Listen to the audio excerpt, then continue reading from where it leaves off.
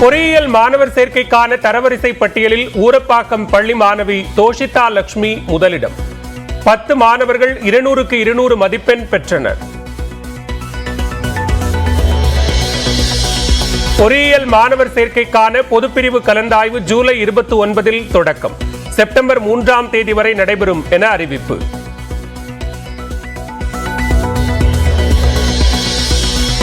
செந்தில் பாலாஜியின் ஜாமீன் மனு மீது வரும் வெள்ளிக்கிழமை உச்சநீதிமன்றத்தில் இறுதி விசாரணை. மனுவை அடிக்கடி ஒத்திவைக்க கோருவதாக அமலாக்கத்துறைக்கு செந்தில் பாலாஜி தரப்பு எதிர்ப்பு. மதுரை அருகே கப்பலூர் சுங்கச்சாவடியில் உள்ளூர் வாகனங்களுக்கான கட்டண வசூலுக்கு எதிராக 5 மணி நேரமாக நீடிக்கும் போராட்டம். போராடிய அதிமுகவினரையும் பொதுமக்களையும் விடுவிக்க எடப்பாடி பழனிசாமி கோரிக்கை. விக்கிரவாண்டி இடைத்தேர்தலில் விறுவிறுப்பாக நடைபெறும் வாக்குப்பதிவு. பகல் 12 மணி நிலவரப்படி 40 விழுக்காடு வாக்குகள் பதிவு. விக்கிரவாண்டி இடைத்தேர்தலில் அன்னியூர் வாக்குச்சாவடியில் முதல் ஆளாக ஓட்டு போட்ட திமுக வேட்பாளர் அன்னியூர் சிவா. பனையபுரம் தொடக்கப்பள்ளியில் வாக்கு செலுத்திய பாமக வேட்பாளர் சி அன்புமணி. விக்கிரவாண்டி தொகுதியின் டி கொசப்பாளையத்தில் வாக்களிக்க காத்திருந்த பெண்ணுக்கு கத்தி குத்து. பெண்ணின் முன்னாள் கணவரை பிடித்து காவல்துறை விசாரணை. கல்வராயன் மலைப்பகுதி மக்களின் தற்போதைய நிலை என்ன? இத்தனை ஆண்டுகளாக மாவட்ட ஆட்சியர், ஆர்டிஓ உள்ளிட்ட வருவாய்த்துறை அதிகாரிகள் என்ன செய்தார்கள் என்றும் சென்னை உயர்நீதிமன்றம் கேள்வி. கோவையில் அண்ணாமலையின் படங்களை கிழித்து காங்கிரஸ் கட்சியினர் போராட்டம். செல்வ பெருந்தகை குற்றவாளிகள் பட்டியலில் இருந்தவர் என பேசியதற்கு கண்டனம்.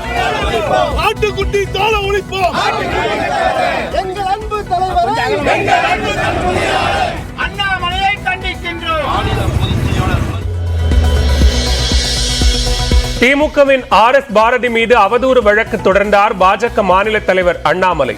1 கோடி ரூபாய் நஷ்டஈடு தர வேண்டும் என கோரிக்கை. விக்கிரவாண்டி அருகே சாராயம் குடித்த 7 பேருக்கு உடல் நலம் பாதிப்பு. சாராயம் விற்பனை செய்ததாக பிரபுவை கைது செய்து விசாரணை. திருச்சிக்கு ரயிலில் வந்தவரிடம் 2 கோடி ரூபாய் மதிப்புள்ள தங்கம் பறிமுதல். 15 லட்சம் ரூபாய் பணத்தையும் பறிமுதல் செய்து காவல்துறையினர் விசாரணை. மத்திய அரசின் 3 குற்றவியல் சட்டங்களுக்கு எதிராக தமிழ்நாடு முழுவதும் வழக்கறிஞர்கள் போராட்டம். ரயில்களை மறிக்க முயன்றதால் பல இடங்களில் தடுத்து நிறுத்தம்.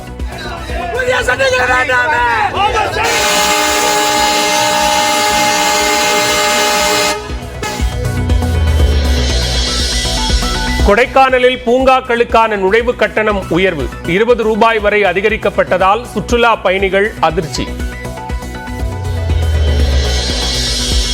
கோவை மற்றும் நெல்லை மாநகராட்சி மேயர் பதவிகளுக்கு இம்மாத இறுதியில் மறைமுக தேர்தல் நடைபெற வாய்ப்பு. விரைவில் அதிகாரப்பூர்வ அறிவிப்பு வெளியாகிறது.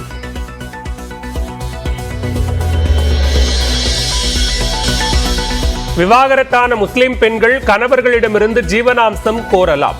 உச்சநீதிமன்றம் திட்டவட்டம்.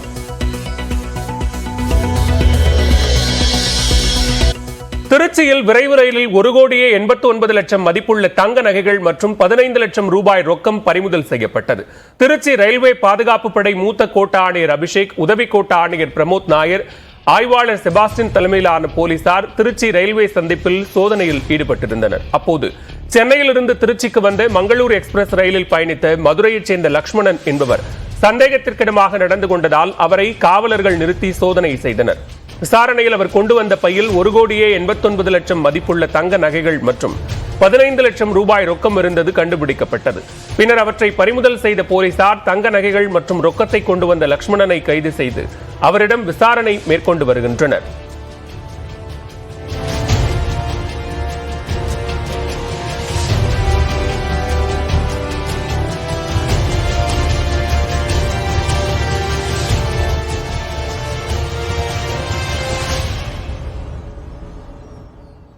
அதிமுகவில் மீண்டும் ஓ பன்னீர்செல்வம், சசிகலா, டிடிவி தினகரனை இணைக்க வேண்டும் என்ற குரல் கட்சிக்கு உள்ளேயே ஒலிக்க தொடங்கி இருப்பதாக கூறப்படும் நிலையில் அதற்கு எடப்பாடி பழனிசாமி இசைவு தெரிவிக்கவில்லை என்று கூறப்படுகிறது.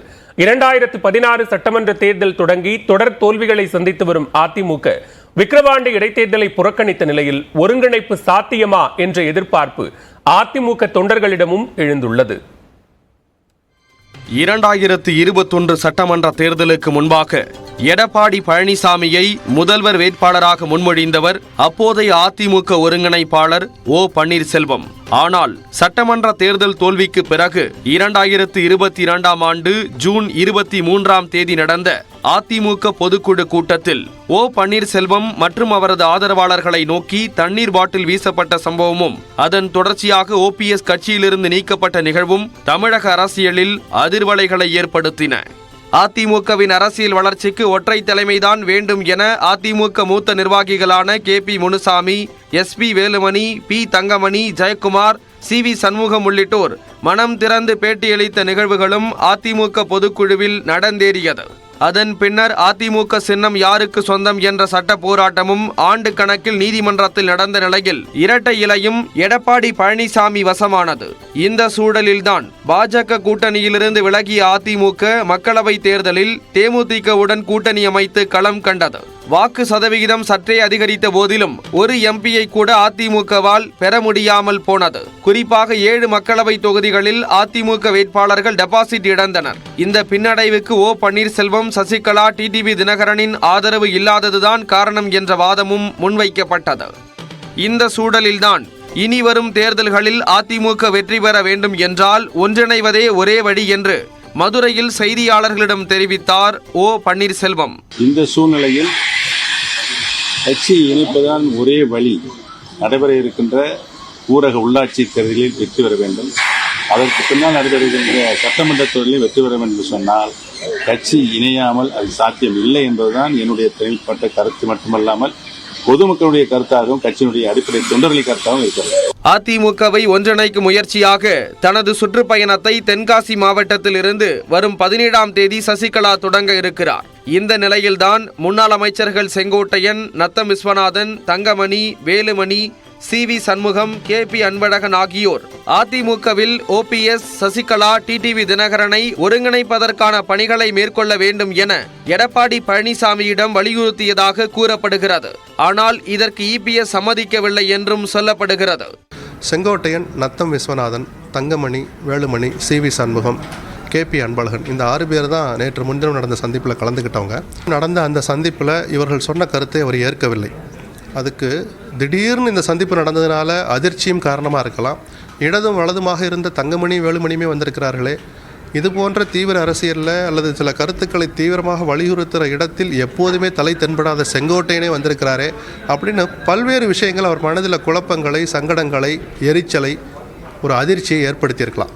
அதனால் அந்த சந்திப்பிலே அவர் தன்னுடைய கருத்துக்களை எல்லாம் சொல்லிடணும் அப்படின்னு எதிர்பார்க்கிறது தவறு தான். இருந்த போதிலும் கட்சியில் அனைவரையும் ஒன்று சேர்க்க வேண்டும் என்ற ஒரு முடிவை கட்சியின் மூத்த நிர்வாகிகள் கட்சியின் பொதுச் செயலாளரிடம் பேசியிருப்பதாக கசிந்திருக்கும் தகவல் தமிழக அரசியல் களத்தில் கவனிக்கக்கூடிய ஒன்றாக இருக்கிறது. அதே நேரம் சில அதிமுக நிர்வாகிகள் எடப்பாடி பழனிசாமியின் முடிவை வரவேற்றுள்ளனர். நியூஸ் 18 தமிழ்நாடு செய்திகளுக்காக சுபாஷ் பிரபு.